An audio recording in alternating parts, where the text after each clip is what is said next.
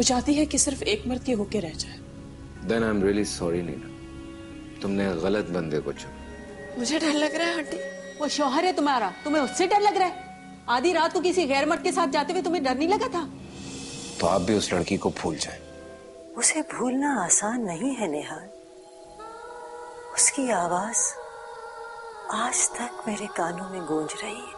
तकलीफ होगी, तकलीफ तो तुम्हें अब होगी।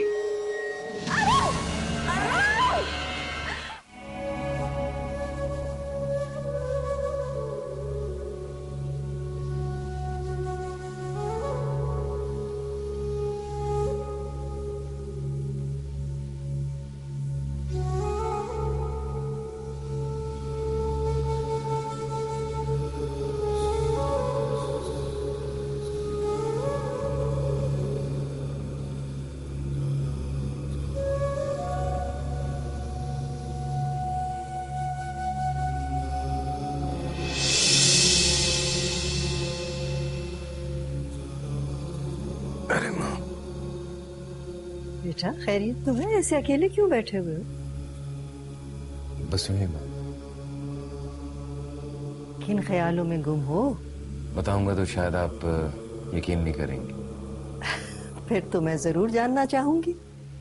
माँ, इंसान अपनी जिंदगी में सबसे ज्यादा किससे मोहब्बत करता है? भाई जिससे उसका ताल्लुक सबसे ज्यादा मजबूत हो। आपने किससे मोहब्बत की? तुमसे। तुम्हारा और मेरा ताल्लुक हमेशा से बहुत मजबूत था। हाँ, इसी वजह से मैं किसी और से मोहब्बत कर ही नहीं सकती। और आपको क्या लगता है कि मैं किससे सबसे ज्यादा मोहब्बत करता हूँ? तुमने हमेशा खुद से मोहब्बत की है, अपने आप से मोहब्बत की है। नहीं माँ, ऐसा नहीं है। मैं I do love you, but थोड़ा सा एक्सप्रेसिव नहीं हूं तो। बेटा, मोहब्बत इजहार की मोहताज नहीं होती। दूसरे को खुद ब खुद उसका एहसास हो जाता है। शायद आप ठीक कहती हैं। तो क्या वो इतनी तकलीफ किसी की मोहब्बत में उठा रही है? कौन? आज मैं उससे फिर मिला था। किससे? वही सड़क वाली दुल्हन। क्या वो लड़की दुल्हन बन के फिर सड़कों पे घूम रही है? अरे नहीं माँ, हॉस्पिटल में मिला था। वो जख्मी हालत में थी। खैरियत क्या हुआ? मैं नहीं जानता, लेकिन बड़ी अजीब बात है माँ। क्या अजीब बात? कैसी अजीब बात? मैंने आज से पहले ऐसी खूबसूरत दुल्हन नहीं देखी थी, और आज एक लड़की को जख्मी हालत में देखा तो वो भी उतनी हसीन लग रही थी। How is it possible? लग सकती है। हर वो औरत खूबसूरत लग सकती है जो बाहया हो, नेक हो और जिसके दिल में औरों के लिए कुर्बानी का जज्बा हो। मैं नहीं मानता इस बात को। जिंदगी एक बार मिलती है, वो भी आप किसी की खातिर कुर्बानी में जाया कर दें। That's not fair. नहीं बेटा, होते हैं दुनिया में लोग ऐसे जो अपनी खुशियां त्याग कर औरों के लिए अपनी जिंदगी वक्फ कर देते हैं, और शायद यही जज्बा उनकी शख्सियत को खूबसूरती और रानाई बख्शता है। मेरे घर वालों को कुछ नहीं बताना। आप जख्मी हैं, आपके घर वालों को तो पता होना चाहिए। नहीं, मेरी दादी मर जाएगी और मेरी माँ। तो वो अपनी दादी, अपनी माँ, अपने घर वालों की वजह से ये जुल्म सह रही। क्या यही वो जज्बा है जिसने उसे इतना हसीन बना दिया? ये लो बेटा, खा लो। नहीं खाना, मुझे नहीं खाना। मेरी दुल्हन को लेकर आए मम्मा, मेरी दुल्हन को लेकर आए। जाएं। आ जाएगी तेरी दुल्हन बेटा, क्यों भूखा रह के अपनी जान का दुश्मन बन रहा है? वो नहीं आएगी ना मम्मा। आ जाएगी बेटा, आ जाएगी। मम्मा, मैंने उसे मारा था ना, इसलिए वो मुझे छोड़कर चली गई है। कैसे समझाऊं तुझे? देख मेरे चंदा, राम, तेरी दुल्हन अभी हॉस्पिटल में है। जब वो ठीक हो जाएगी मैं उसे खुद लेके आ जाऊंगी।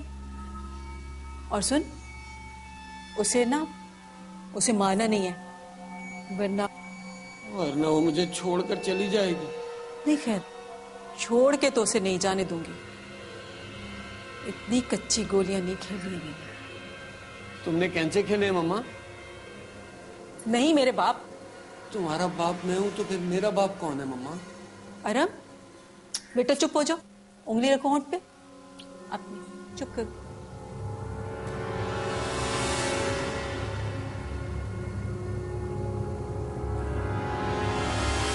उम्मे कुलसुम का फोन आया था? नहीं तो। तुमने भी नहीं किया? नहीं अम्मा जान। अरे फोन तो करना था ना। अब ऐसा भी क्या डर, अब हमारा उस पर इतना भी हक नहीं रहा कि हम टेलीफोन पे उसकी खैरियत मालूम कर सकें। अम्मा जान, उसकी सास को हमारा उनके घर जाना इतना बुरा लगा था, अच्छी खासी खफा लग रही थी वो। मैंने सोचा अब अगर फोन करूंगी तो कहीं उम्मे कुलसुम को कोई और परेशानी ना हो।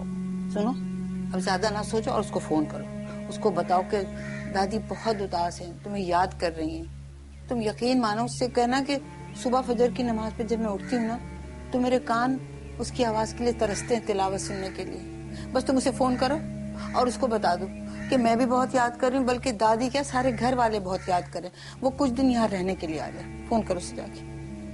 मैं करती हूँ।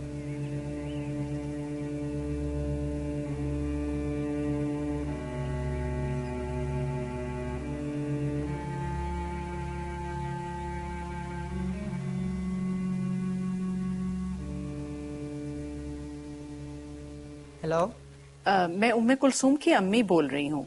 जरा उम्मे कुलसुम से मेरी बात कराना। बीबी जी वो तो घर पर नहीं। कहाँ गई हुई हैं? बाजी वो तो अस्पताल में है। हॉस्पिटल में? क्या खैरियत तो है? बाजी आपको नहीं पता?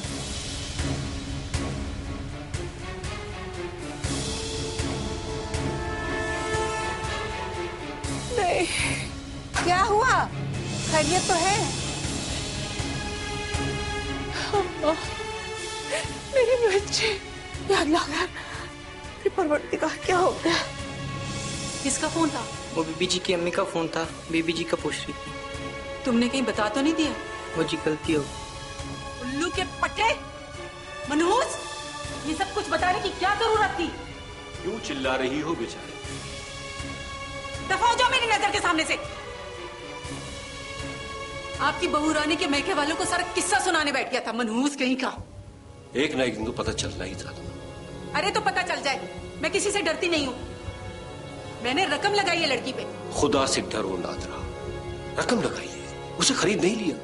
वो भी जीती जागती एक इंसान है। शादी का मतलब ये नहीं कि जो तुम चाहोगी वो करेगी। जब से मैंने अरम की शादी की है तुम्हारी जबान बड़ी चलने लगी। क्या बात है?